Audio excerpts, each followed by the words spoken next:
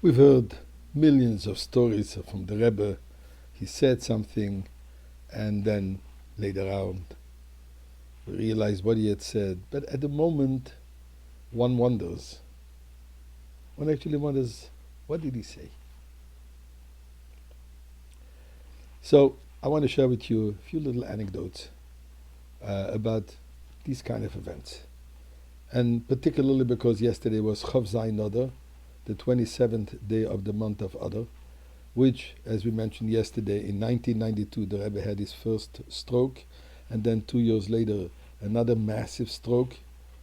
And since we haven't heard him speaking, and 3 months later we haven't seen him, and we obviously hope any second with the coming, with his revelation, leading us into redemption as Mashiach. But first, let us say Tehillim to pray and to express our total faith in this reality. Some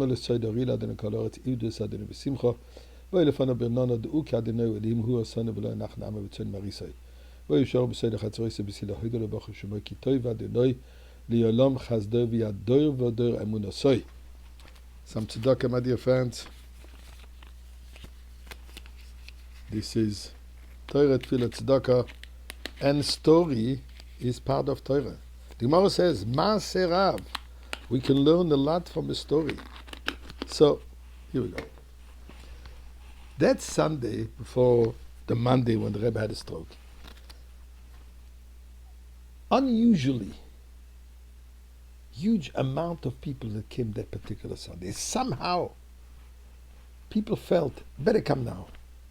Because indeed, this turned out to be the last Sunday that the Rebbe stood there and personally handed out the dollars and the blessings. Among them was a lady. On her arms, she had her 3-year-old little boy who was going to have a upsherenish. What's an upsherenish? Upsherenish is the traditional ceremony where a little boy at the age of 3 has his first haircut. That's when we leave him the little payas. That's when Yarmulke is compulsory, so to say. He starts putting on tzitzis, he says brachas. He's becoming a yingele. He's no more baby, now he's becoming a Yiddish yingele who is going to undertake his responsibilities as a little Jewish boy.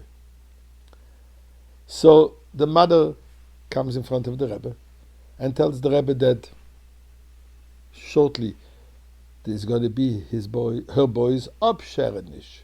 Very clear. The Rebbe gives her $1, and then the Rebbe adds an additional $, says, and das to give by the bar mitzvah.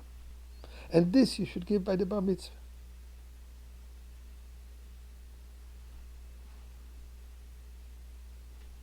She didn't speak about bar mitzvah, she spoke about upsherenish. She was a little perplexed, but you don't ask questions.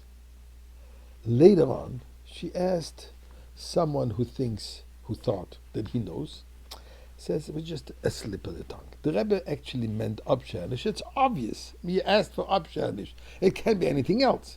It is obviously upsherenish.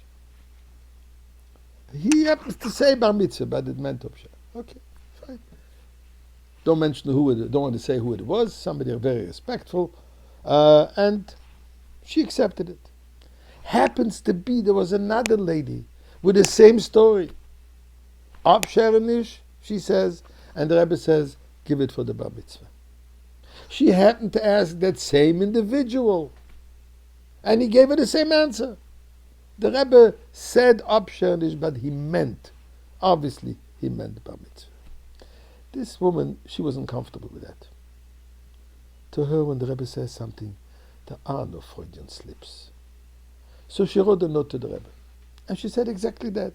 I said upsherenish. The Rebbe told me bar mitzvah.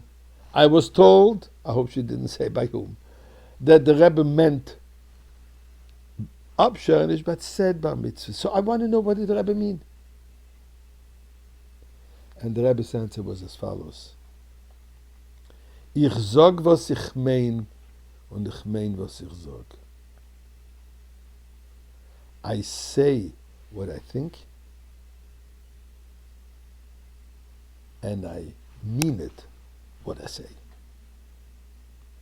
There are no Freudian slips. And indeed, after that they realized there was no Medalla distribution after that. And the Rebbe saw further, already for the Bar Mitzvah. So friends, the Rebbe sagt, was ich meine, und ich meine, was ich sag. When the Rebbe says that we are living now, the last nanoseconds of the coming of Mashiach, of the revelation of Mashiach, we already see the effect of Mashiach on the world. We already see how things are moving in this direction. Let's all say Chazak, Chazak v'nischazek, which is the end of this week's parsha. Let's all strengthen ourselves in this faith, in this emunah, especially the month of Nisan, the month of redemption, the month of miracles. So Eibishter, big miracle now.